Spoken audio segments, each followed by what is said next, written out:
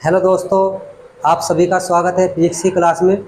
मैं हूं अनुज काम्बोज और हम आज पढ़ेंगे फिजिक्स का तीसरा चैप्टर, ठीक, जिसका नाम है वैद्युत विभव। इस चैप्टर से जो जो टॉपिक आज हमें पढ़ने हैं वो आपके बोर्ड पर सामने लिखे हैं। सबसे पहला जो टॉपिक है आपका वैद्युत विभव पढ़ेंगे। उसके बाद का जो टॉपिक है वो वैद्युत विभवांतर है। फिर उसके बाद पढ़ेंगे कि बिंदु आवेश के कारण r दूरी पर वैद्युत विभव का व्यंजक कैसे प्राप्त करते हैं, क्या होता है। और उसके बाद जो आपका टॉपिक पढ़ेंगे वो पढ़ेंगे 1 इलेक्ट्रॉन वोल्ट ऊर्जा क्या होती है। ठीक है, तो चलिए शुरू करते हैं। सबसे पहले हम बात करते हैं वैद्युत विभव की, कि वैद्युत विभव क्या होता है। वैद्युत विभव, अब वैद्युत विभव होता है कि किसी एकांक धन परीक्षण आवेश को अनंत से वैद्युत अक्षेत्र के भीतर किसी बिंदु तक लाने में किया गया कार्य। एकांक धन परीक्षण आवेश को अनंत से वैद्युत अक्षेत्र के भीतर किसी बिंदु तक लाने में किया गया कार्य। जैसे आपके पास ये कोई आवेश है, ठीक है, इसके द्वारा जो उत्पन्न वैद्युत अक्षेत्र है वो इतने अक्षेत्र तक प्रभावी है। और हमें कोई अन्य आवेश है वो आपका यहाँ पर रखा है, ठीक। तो ये आपका एकांक धन परीक्षण आवेश है Q नोट। अब इसे इस अनंत से कहाँ पर है, अनंत पर। तो इसे वैद्युत अक्षेत्र के भीतर किसी बिंदु तक, ये अनंत है, जैसे पॉइंट ए मान लिया हमने, तो इस बिंदु तक लाने में जितना भी कार्य करना पड़ेगा वो इस बिंदु पर वैद्युत विभव कहलाएगा। ठीक है, अब यदि मैं मान लूँ कि माना आपका जो धन परीक्षण आवेश है वो Q नोट है। धन परीक्षण आवेश Q नोट को बिंदु, या कह लीजिए कि अनंत से वैद्युत अक्षेत्र के भीतर किसी बिंदु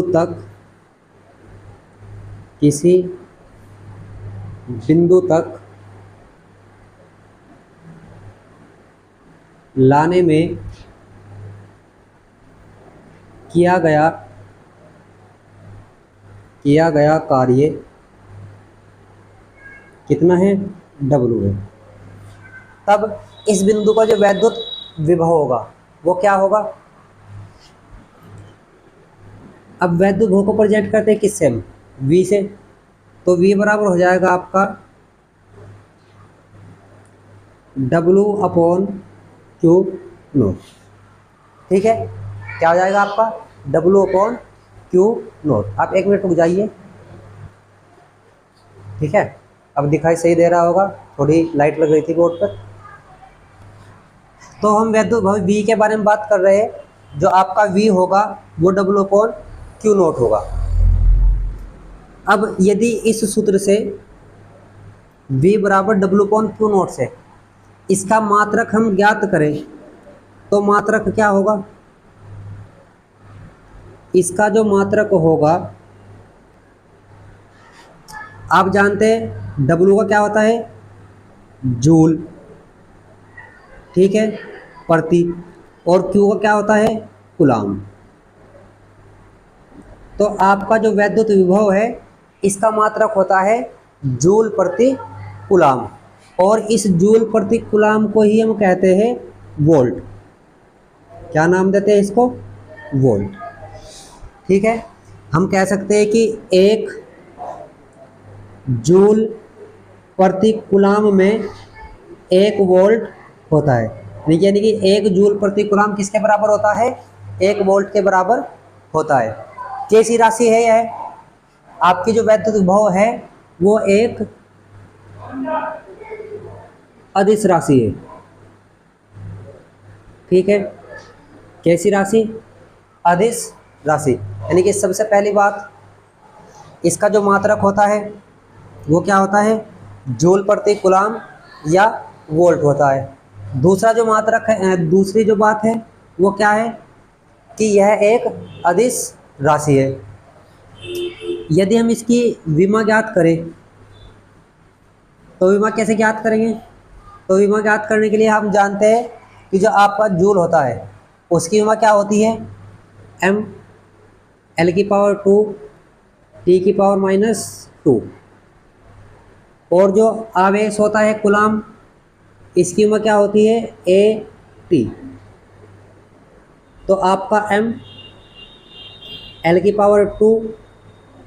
T⁻1 है, ये ऊपर जाकर -2 माइनस पहले ही थे तो -3, और a भी ऊपर जाकर पावर माइनस। तो इसकी जो विमा बन चुकी है वो बन चुकी है m L⁻², T⁻−3 और a की पावर -1, यानी कि m L⁻², T⁻−3, a की पावर -1। तो इस प्रकार से आप वैद्युत भव को समझ सकते हैं। अब दोबारा अगर हम बताएं तो क्या है कि किसी भी एकांक धन परीक्षण आवेश को वैद्युत अक्षेत्र में अनंत से किसी बिंदु तक लाने में किया गया कार्य ही उस बिंदु पर वैद्युत भव कहलाता है। आपका जो सूत्र है वो क्या होता है? W/Q0। ठीक है, मात्रक क्या होता है? जूल प्रति कूलम या वोल्ट होता है। तीसरी बात, कैसी राशि होती है? अदिश राशि। और विमा क्या होती है इसकी? m L⁻², T⁻−3, a की पावर -1। ठीक है, आशा करता हूँ यह बात आपकी समझ में आ गई होगी। तो आइए अब देखते हैं इससे नेक्स्ट टॉपिक, वैद्युत विभवांतर। तो वैद्युत विभवांतर क्या होता है आपका? अब हम उसके बारे में बात करेंगे।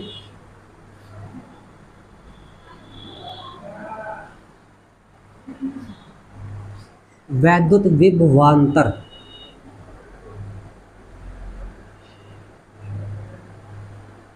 Electric potential difference. अब इसके बारे में हम क्या कह सकते हैं कि किसी एकांक धन परीक्षण आवेश को वैद्युत अक्षेत्र में एक बिंदु से दूसरे बिंदु तक लाने में किया गया कार्य। अब दोनों की अगर तुलना करूं, वही पहले वाला आपका एक चित्र बना लेता हूं मैं कि ये कोई आवेश है। क्या है? आवेश। इसके द्वारा जो उत्पन्न वैद्युत क्षेत्र है वो इतने क्षेत्र में प्रभावी है। ठीक है, तो अब इसके वैद्युत क्षेत्र में किसी आवेश को एक बिंदु से दूसरे बिंदु तक लाने में किया गया कार्य। ठीक है ना, एक बिंदु से दूसरे बिंदु तक लाने में किया गया कार्य। तो हम परिभाषा के अकॉर्डिंग क्या बोलेंगे कि किसी धन परीक्षण आवेश को, वो भी कैसा? एकांक। तो एकांक धन परीक्षण आवेश को वैद्युत अक्षेत्र में एक बिंदु से दूसरे बिंदु तक ले जाने में किया गया कार्य ही उन दो बिंदुओं के बीच वैद्युत विभव कहलाता है। ठीक है, तो जैसे मैं कह दूं कि इस बिंदु पर क्या हुआ? आपका परीक्षण आवेश Q0 हो, तो इस परीक्षण आवेश को इस बिंदु से इस बिंदु तक लेकर जाने में किया गया कार्य। तो मैं कह सकता हूं कि माना धन परीक्षण आवेश प्लस Q0 को बिंदु A से B तक ले जाने में किया गया कार्य क्या होता है? अगर मैं W मान लूँ कि किया गया कार्य कितना है? W है, तब आपका बिंदु A व B के बीच विभवांतर क्या होगा? VB minus VA equal to W upon Q naught. ठीक है, तो V B minus V A बराबर हो चुका है डब्ल्यू अपॉन क्यू नोट। अब यदि मैं इसके मात्रक के बारे में बात करूं तो मात्रक क्या होगा, यहाँ पर लिख देता हूँ। इसका जो मात्रक होगा सेम वही, चूंकि सूत्र क्या है डब्ल्यू अपॉन क्यू नोट ही है, तो मात्रक वही जूल प्रति कूलम। ठीक है, अगर मैं बात करूं राशि की तो राशि कैसी होती है, एडिस होती है। विमा की बात करूं तो विमा भी कितनी होगी इसकी, एम एल की पावर 2 टी की पावर -3 ए की पावर -1 ही होगी।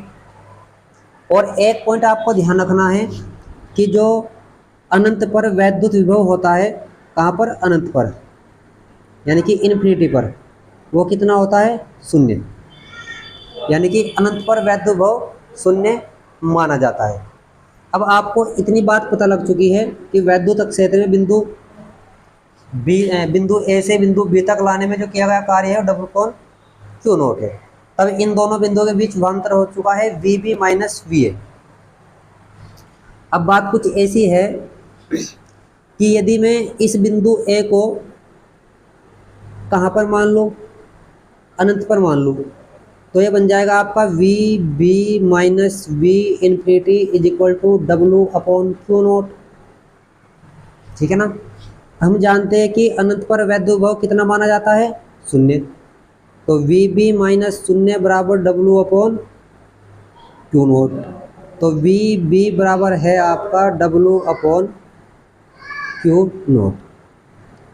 तो यहाँ से एक बात निकलती है कि वैद्युत विभव का कोई महत्व नहीं है, क्योंकि वैद्युत विभव भी एक प्रकार से दो बिंदुओं के बीच विभवांतर ही है। बस केवल इतना अंतर है कि विभव में एक बिंदु अनंत पर माना जाता है। ठीक, कहाँ से, अनंत से, अनंत से लेकर आ रहे हैं किसी बिंदु पर। विभवांतर में क्या कर रहे हैं, वैद्युत क्षेत्र में ही एक बिंदु से दूसरे बिंदु पर ला रहे हैं। तो देखा जाए तो दोनों एक ही तो बात है, यानी कि वैद्युत विभव को डिफाइन करना बिल्कुल कठिन है, कर ही नहीं सकते।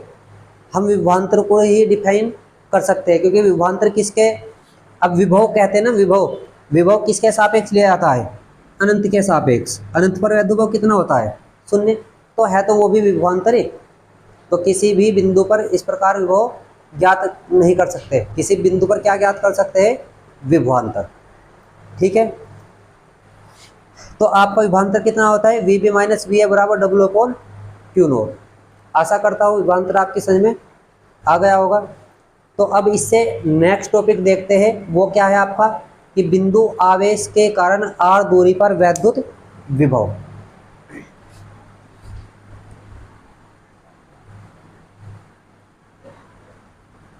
यह टॉपिक आपका इम्पोर्टेंट है, बिंदु आवेश के कारण।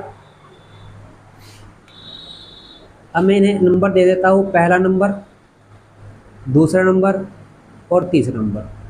हम तीसरे नंबर के बारे में बात करेंगे अब हम। ठीक, किसकी बात करें, बिंदु आवेश के कारण r दूरी पर वैद्युत विभव का व्यंजक। हमने मान लिया कि माना बिंदु O पर एक प्लस क्यू आवेश ऐसे माध्यम में रखा है जिसका परावैद्युतांक k है। इसके द्वारा उत्पन्न वैद्युत अक्षेत्र में इससे r दूरी पर एक बिंदु P है।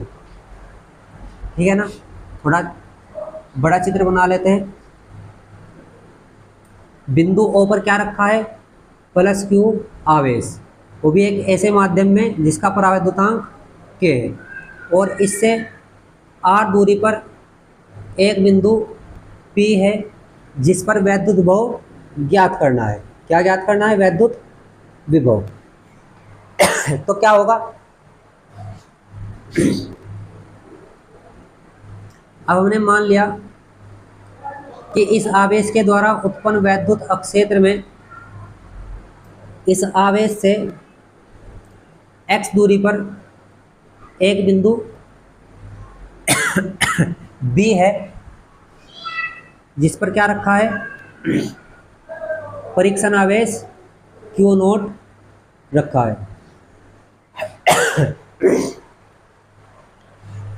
तो इस परीक्षण आवेश पर इस आवेश के द्वारा एक वैद्युत बल लगेगा। मैं 1 मिनट रुक जाइए, आप, मैं पानी पी लूँ।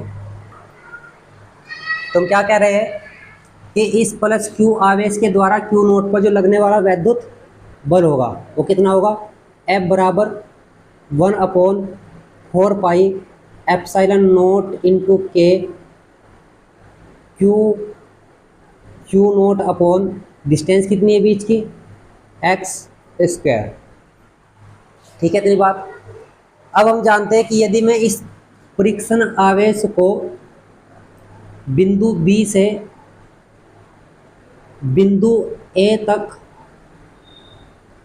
अनंत सूक्ष्म दूरी dx विस्थापित कर दूं, यानी कि इस परीक्षण आवेश को बिंदु B से बिंदु A तक अनंत सूक्ष्म दूरी dx विस्थापित कर दूं, तो इस दिशा में जो ये बल लगेगा उसके विरुद्ध कुछ कार्य करना पड़ेगा।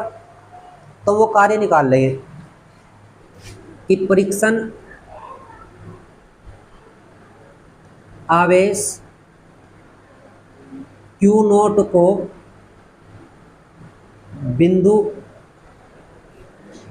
B से A तक अनंत सूक्ष्म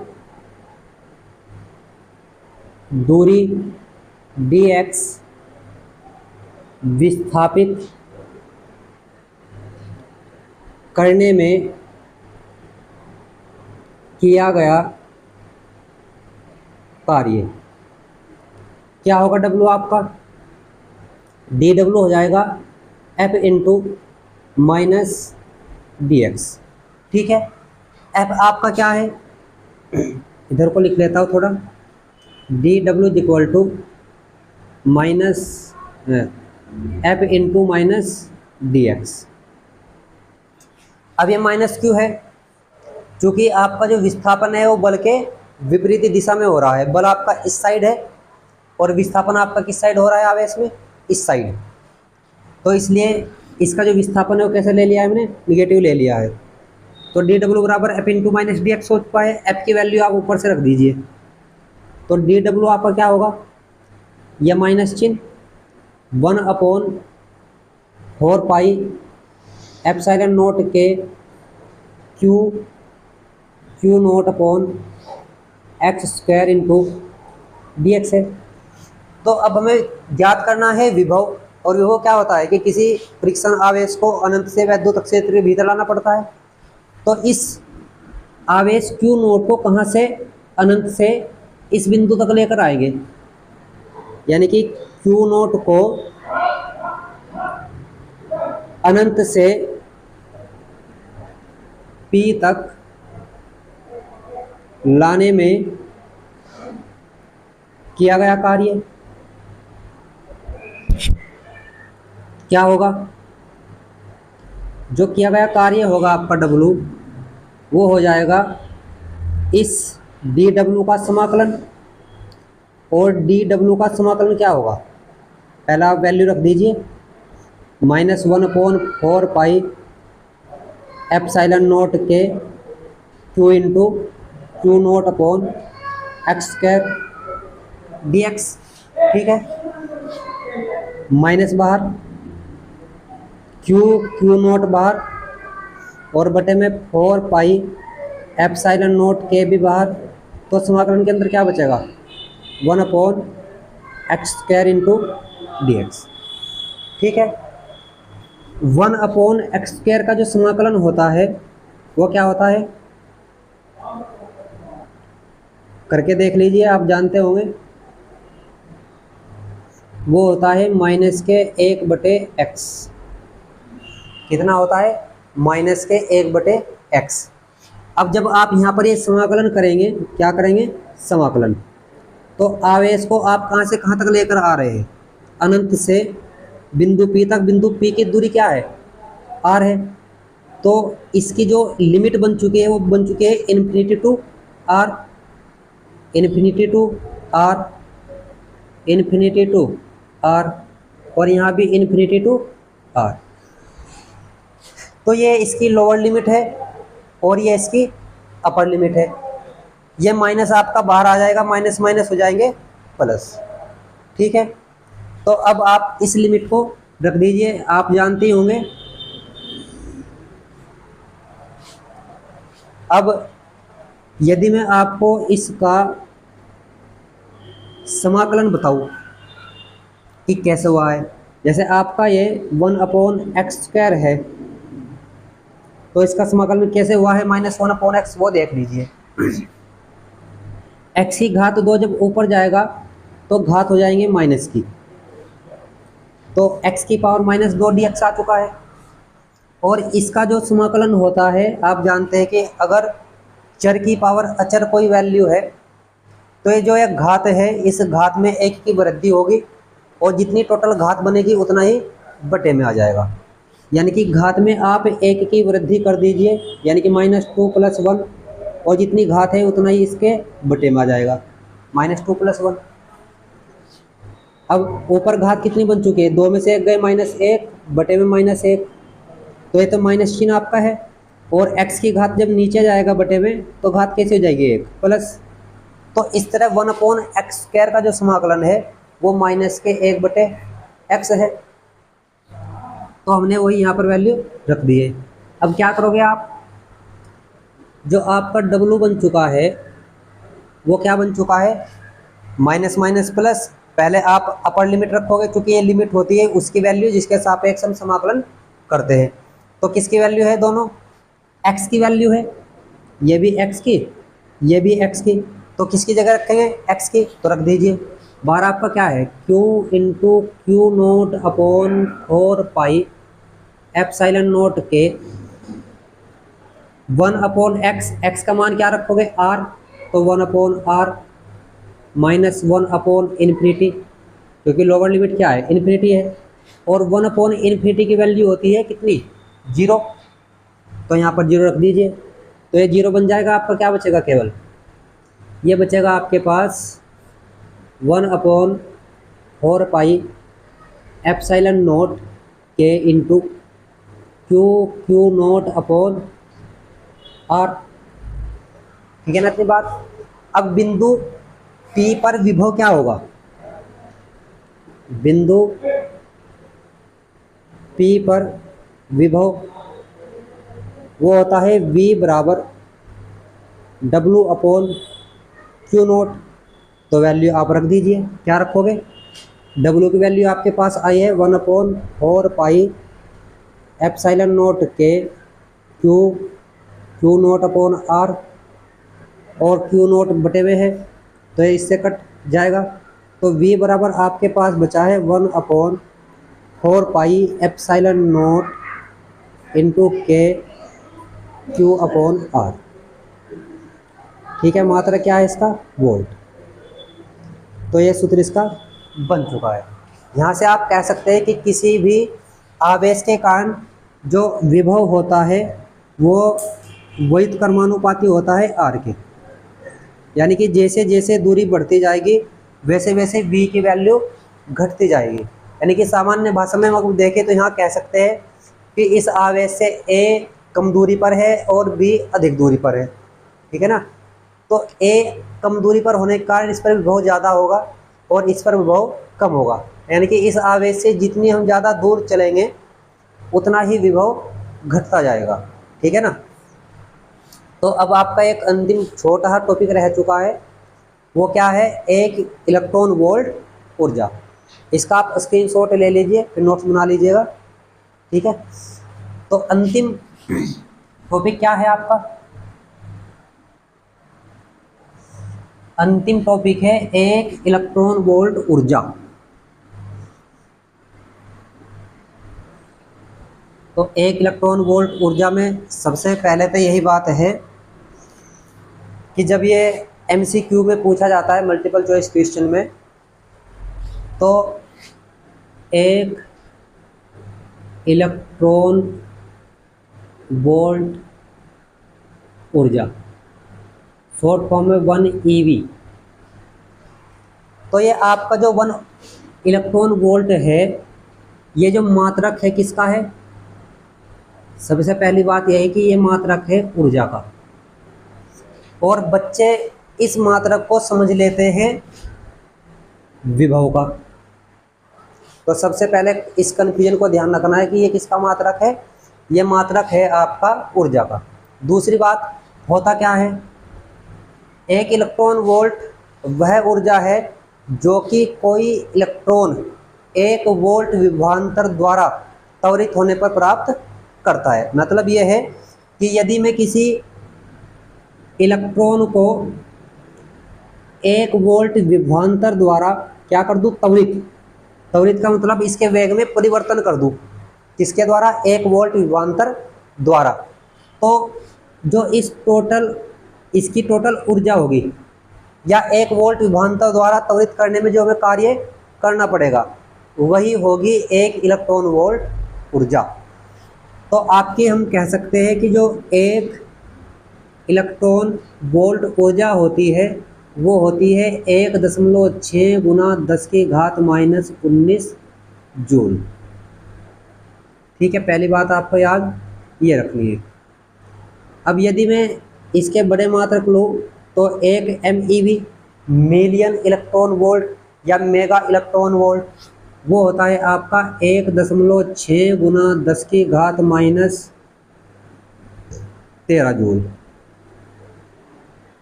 ठीक है ना? तो एक मात्रक आपका ये। तो ये 2 मात्रक आपको इसके याद रखने। सबसे इम्पोर्टेंट क्या बोला है मैंने कि ये किसका मात्रक है? ये मात्रक है ऊर्जा का। 1 इलेक्ट्रॉन वोल्ट ऊर्जा किसके बराबर होती है? 1.6 गुना 10⁻⁻19 जूल के। और 1 मेगा इलेक्ट्रॉन वोल्ट यानी कि मिलियन इलेक्ट्रॉन वोल्ट ऊर्जा होती है 1.6 गुना 10⁻13 जूल के बराबर।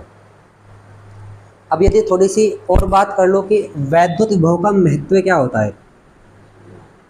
वैद्युत विभव का महत्व, इम्पोर्टेंस ऑफ इलेक्ट्रिक पोटेंशियल। मतलब कहने का यह है आपका कि जो वैद्युत विभव होता है वो किसी भी आवेश की गति की दिशा का निर्धारण करता है। मतलब आवेश किस दिशा में प्रवाहित होगा वो हमें वैद्युत विभव बताता है।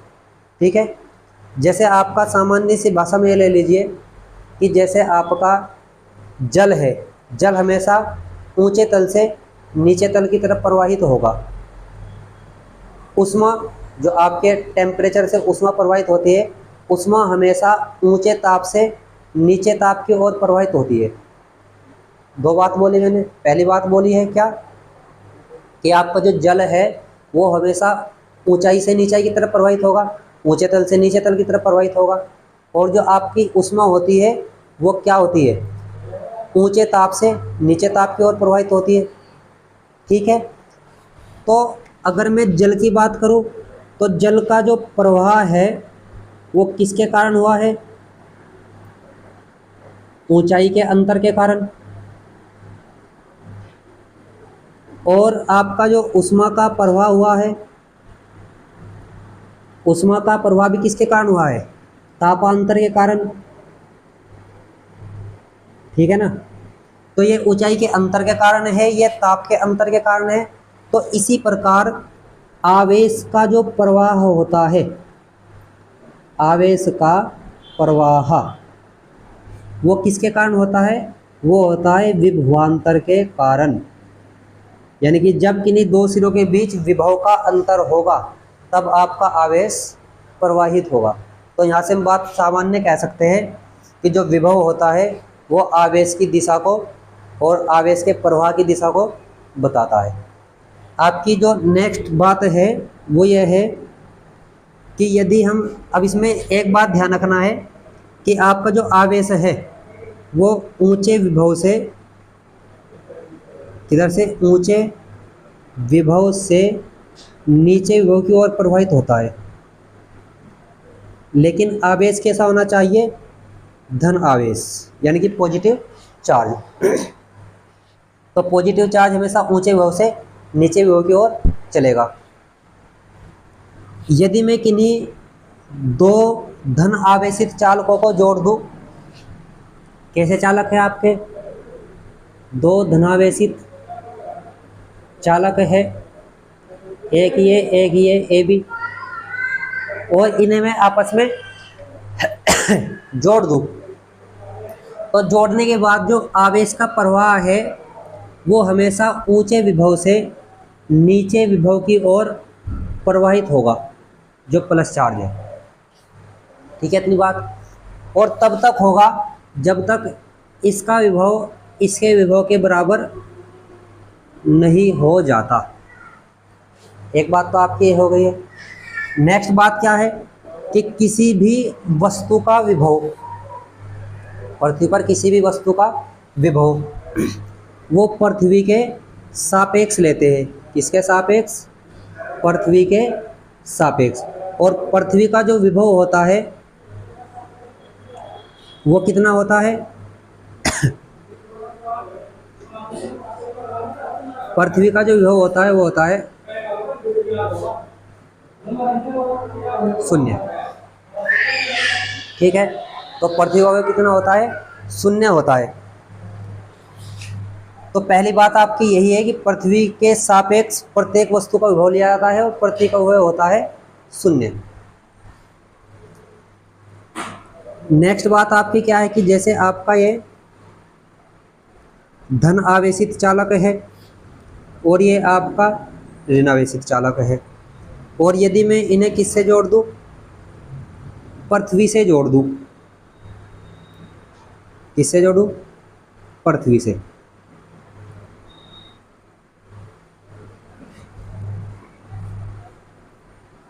तो जब मैं इसे पृथ्वी से जोड़ूंगा तो ये धनावेश चालक है, तो ये इलेक्ट्रॉन आएंगे पृथ्वी से और इसका विभव कर देंगे 0। यानी कि पृथ्वी से जोड़ते ही इस धनावेशित वस्तु का विभव 0 हो जाएगा। और जब इसे जोड़ेंगे तो इलेक्ट्रॉन इससे किस पर जाएंगे? पृथ्वी पर चले जाएंगे, तो इसका विभव भी क्या हो जाएगा? 0। तो यहाँ से एक बात सामान्य ये है कि जब भी आप किसी धनावेशित चालक या ऋणावेशित चालक को पृथ्वी से जोड़ते हैं तो उस चालक का विभव भी 0 हो जाता है।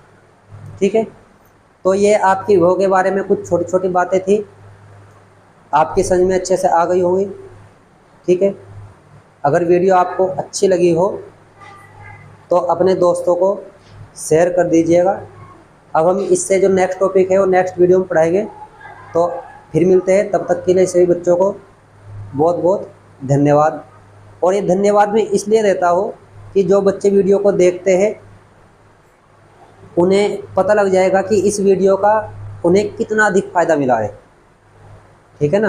और जो बच्चे नहीं देखते उनका तो खैर कोई फ़ायदा होना ही नहीं है इस वीडियो का, लेकिन जो देखते हैं उनका बहुत अधिक फ़ायदा होगा। और उनके साथ साथ मेरा यह फ़ायदा होगा कि उनके देखने के कारण, उनके लाइक के कारण मुझे भी थोड़ा मोटिवेशन मिलता है। तो चलिए नेक्स्ट वीडियो में मिलते हैं।